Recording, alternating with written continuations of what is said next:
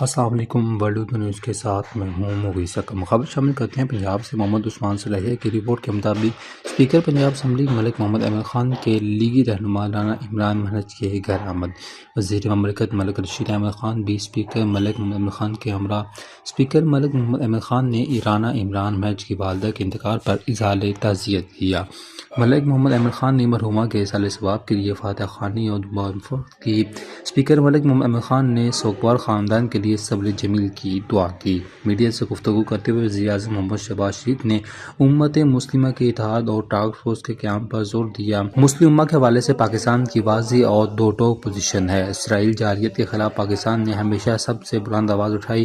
فلسطین میں اسرائیل بربریت کی مثال دنیا کی تاریخ نہیں ملتی۔ اسرائیل نے ایران پر حملہ کیا، وہ بھی آپ کے مشاہدے میں ہے پاکستان کا موقف کیا تھا، اور دوحہ کے معاملے میں بھی پاکستان کا موقف اتنی ہی شدت کے ساتھ دنیا کے سامنے آئے گا جتنی شدت کے ساتھ ایران اور فلسطین کے معاملے میں آیا۔